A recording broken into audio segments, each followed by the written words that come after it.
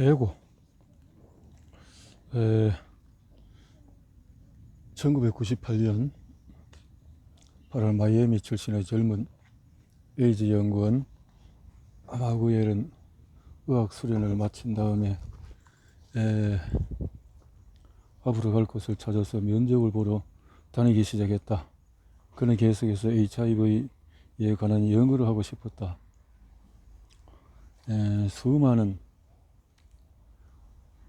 기회가 있었지만 오직 한 가지 기적만이 그를 기다리고 있었다. 그는 그 기적을 국립보건원 10동 11층에서 발견했다.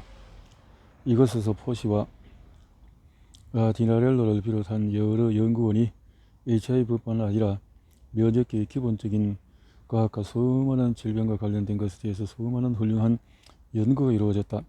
미국의 의사가 연구비와 관련해서 면접을 보러 왔다. 그는 3월의 그날 작은 사무실에서 코너스 의사와 만났다. 그 사무실은 우진이도 포시 의사가 사용했던 것이었는데 코너스가 물려받아서 사용하고 있었다.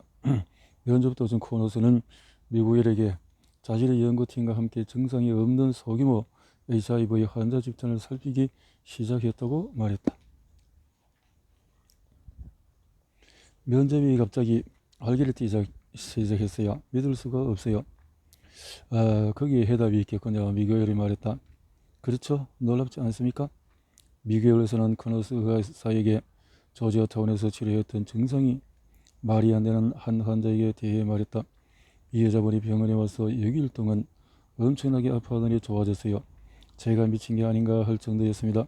미구엘은 그 여자가 HIV와 관련된 모든 것을 부정하는 환자 가운데 폭로까지는 아니더라도 호기심이 많은 집단에 소속된 것이 아닌가 의심했다. 하지만 그는 그것이 무엇인지에 대한 이름이나 상황을 알지 못했다. 코너스는 그러한 사람 중에서 소수를 모아서 혈액 검사를 하기 시작했다. 그들은 단지 증상이 늦게 나타나기 시작한 것일까? 아니면 뭔가 다른 일이 벌어지고 있는 것일까? 미국에는 자리를 제안받았고 이를 받아들였다. 그는 코너스와 함께 연구하여 HIV를 치료하고 싶었다. 당시에는 여러 약을 동시에 투여하는 이른바 에이즈 칵테일 치료법이 사망률을 낮추고 있었다. 그것은 특히 앞서 언급했던 것처럼 에이즈가 사망 원인 10위권 밖으로 밀려난 미국에서는 비교적 희소식이었다. 하지만 1998년에는 일본의 11명꼴로 남녀 어린이가 HIV에 감염이 되었다.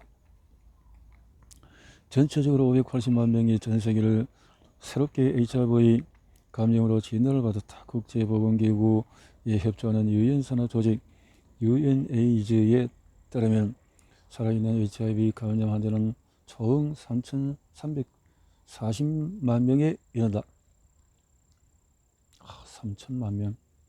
1998년 전체적인 사망률은 250만 명이었고 이는 어느 해보다도 높은 수치였다. 선진국에서는 에이즈가 지속적으로 주목받고 있었지만 개발도상국에서는 에이즈가 갈수록 널리 퍼졌다.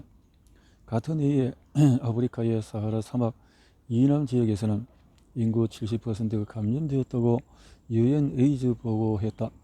보고서 내용을 읽어보면 에이즈는 아직 어느 곳에서도 이겨내지 못했다. 1998년 사실상 전 세계 모든 나라에서 새로운 감염이 나타났고 에이즈는 솔직히 말해서 많은 곳에서 통제 불능 상태이라고 되어 있다. 그리고 과학과 의학이 힘을 합쳐서 장족의 발전을 이룬 곳에서도 강력한 부작용이 나타났다. 약물을 사용했을 때 다른 질병이 이를테면 당뇨병에 대한 방어가 허술해졌다. 이는 아슬아슬한 면역계의 균형을 고려한다면 그리 놀랄 일이 아닐지도 모른다. HIV와 싸우기 위해서 면역계를 강화한다는 것은 이 경우에 인체가 당분을 처리하는 능력을 거듭 공격하게끔 만드는 것을 의미했다. 그렇다면 면역계는 죽음을 거부하고 있었다. 하지만 들소형 육봉이 생기는 것 역시 재미있는 일은 아니었다. 버팔로 험프 들소형 육봉은 칵테일 치료법을 사용했을 때 자주 나타나는 증세에 붙은 별명으로 축적된 지방의 배치의 변화, 특히 어깨에 혹 같은 것이 생긴다. 브라이언 베이커는 HIV 양성이었는데 들소형 육병이 나타나기 시작했다. 그는 30대인 1993년 HIV 양성 진단을 받았다. 레코드 상점에서 DJ로 일하고 있을 때였다. 양쪽 볼에 살이 빠졌고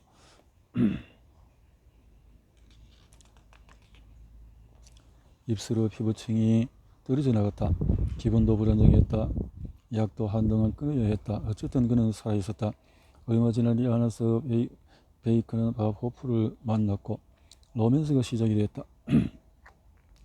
그런 와중에 밥은 친구들이 모두 죽어가는 모습을 보면서 마음을 졸이며 자기 차례를 기다리고 있었다.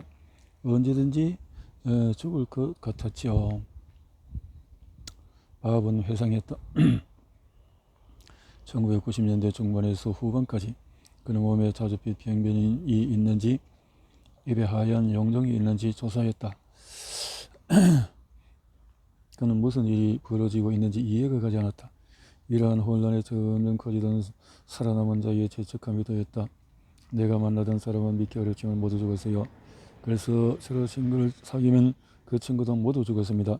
그는 더 이상 누군가를 사귀고 싶지 않았다.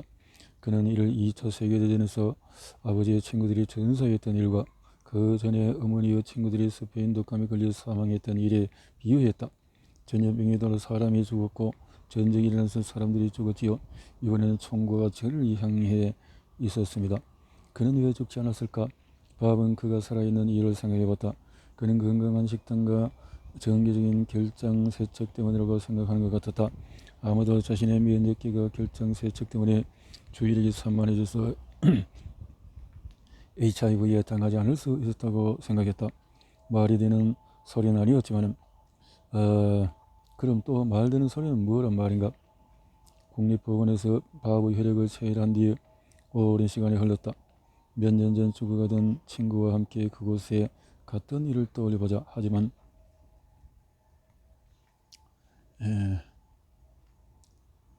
밥은 연구에 필요한 인물로 지정되지 않았다. 연구들이 밥이 병에 걸릴지 아직 모르는 것을 보면 그는 단지 국립보건원이 주시하는 인물 가운데 하나일 뿐이었다. 밥은 6개월마다 한 번씩 그곳에서 혈액을 수혈했다. 그는 여전히 아무런 증상 없이 살아가고 있었다. 그때 미국의 의사를 만나러 오라는 전화가 왔다.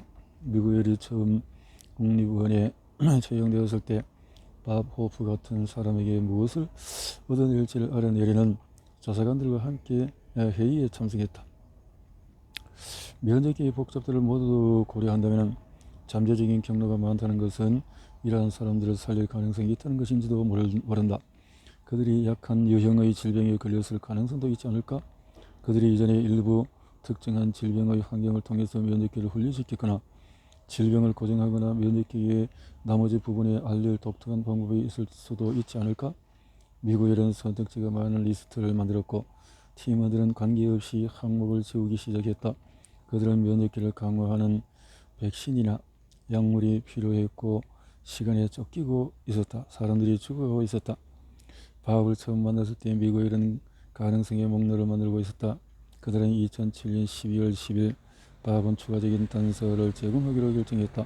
당신의 면역계는 끊임없이 싸우고 있습니다. 미구엘이 그에게 말했다.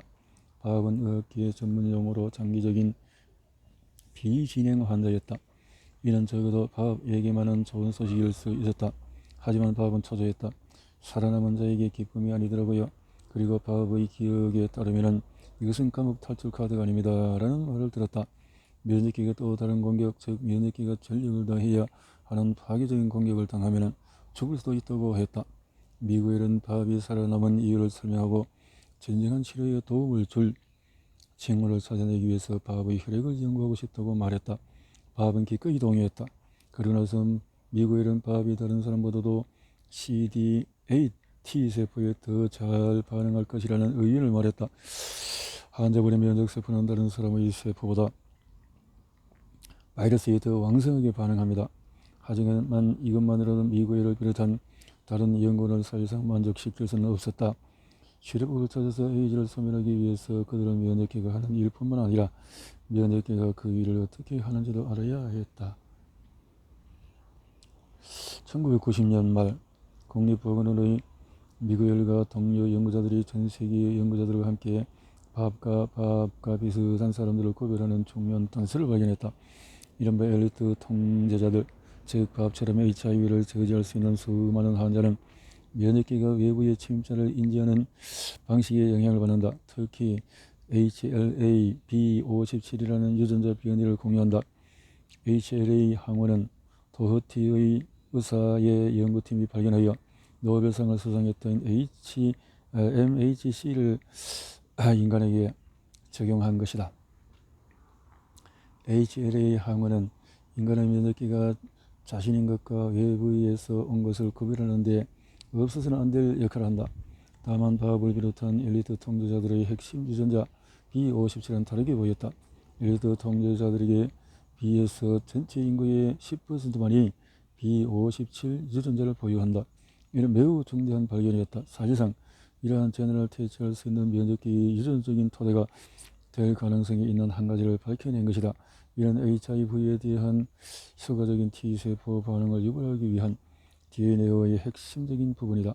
게다가 밥을 비롯한 다른 엘리트 통제자들은 그들의 약한 바이러스 때문에 살아남은 것이 아니다. 바이러스는 닥치는 대로 죽일 만큼 강력했다. 그들은 겁쟁이 바이러스를 숨겨주지 않았습니다. 미국엘은 말했다. 그는 그들이 보았던 그것이 강력한 면역기의 변종이라고 생각했다. 이건 인간의 면역기가 무엇을 할 수 있는지에 대한 단서입니다. 그들은 우리가 한결같이 치명적이라고 여기는 감염에도 살아있지만 헤르페스 바이러스가 있는 것처럼 행동합니다. 그 바이러스는 거의 아무것도 하지 않고 그 자리에 있습니다. 세 번째 중요한 발견이었다. 지금 보기에는 밥과 엘리트 통제자들이 살아남은 이유는 그들의 면역세포 HIV 사이의 교류에서 있었던 아주 특별한 순간, 즉 첫 번째 접촉 때문인 것 같았다. 이 단서는 우리가 최고의 사건이라고 부르는 것을 가리킵니다. 바로 면역가가 바이러스를 처음 볼 때죠. 미국의 의사는 말했다. 밥 같은 사람은 처음부터 엘리트 통제자가 되기 위한 길을 걷기 시작하는 것은 아닌가 하는 의심이 들었습니다. 이것들은 중요한 발견이다. 특히 병을 다루는 방식이 처음 접하는 순간에 영향을 받는 것이 당연하다. 독감이나 HIV 혹은 감기 등에 대한 초기 반응이 면역력이 퍼지는 것은 당연하다. 특정한 통제가 아니라 적절한 첫 반응이 내 생명을 살릴 수 있을 것이다. 하지만 이러한 지식은 우리가 의학을 발전시키는 데 정보를 제공하거나 다양한 바이러스에 잘 감염되는지 보기 위해 유전자 검사를 통해서 개인을 연구할 수가 있다. 일부는 아직 과학에 의해서 미리 알 수가 없었지만 하지만 과학을 통해서 이해할 수가 있다. 실제로 국립보건에서 수행된 연구에 쌓여 면역기에 대한 깊은 이해로 이어졌다. 그런 본질적인 학문은 염증 기반의 질병, 자가면역, 암 등과 관련이 있어요 라고 미국에는 말했다. 과학자들이 쓴 논문은 약품과 치료법 그리고 특히 백신 개발의 씨앗이 된다. 엘리트 통제자들의 반응은 우리의 우아한 방어가 분자 수준에서 작동하는 방식의 공통 경로에 기반을 두고 있다.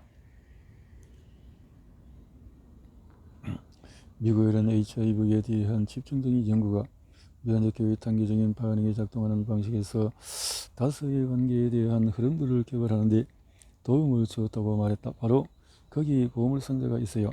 아마도 여기서 가장 중요한 것은 어떻게 이 연구가 수많은 곳에서 수행된 다른 연구와 함께 가장 중요한 결론을 이끌어내는가에 관한 내용일 것이다. 사람들은 더 이상 죽지 않습니다. 미국엘이 말했다. AZT까지 쭉 거슬러 올라가서 생명을 구한 칵테일 요법은 국립보건원의 연구팀이 얻은 결과를 포함해서 기초 면역학의 도약을 의미한다. 그 연구는 계속해야 했는데 그 이유는 HIV가 다른 생물처럼 끊임없이 진화하고 살아남고 면역기가 아니라 약물에 의한 탐지를 회피하기 때문이다. 군비 경쟁이나 다름없다고 보시면 돼요. 미국의 의사의 주장이다. 이런 군비 경쟁을 바라보는 또 다른 방법은 사회적인 관점에서 보는 것이다. 이것은 사회형 선거였습니다. 사람들은 공부에 떨면서 아무도 신경 쓰지 않았고 레이건은 침묵했습니다. 미국의 의사가 말했다. 정부는 그들의 기대를 배신했고 그들은 자기 목소리를 내야 했죠. 그들이 모이지 않았다면 결코 이런 결과가 나오지 않았을 것입니다. 기적적인 일이었죠. 게이 커뮤니티는 우리는 외계인이 아니다. 우리는 사회의 일부이며 우리는 우리다 라고 외치며 면역기를 보완하는 사회운동을 펼쳐 방어 행동에 나섰다. 그 후에 그러한 개념은 유방암을 위해 걷는 군종, 특정 질병에 대한 관심을 모으는 스포츠 인사들 같은 여러가지 의학적인 자율권 운동으로 이어졌다. 결국 바하의 이야기에 담긴 핵심적인 메시지와 사회 집단 건강을 통해 얻은 교훈은 우리가 사회적인 정치적인 입장에서 서로 어떻게 관계를 맺는가에서 나온다.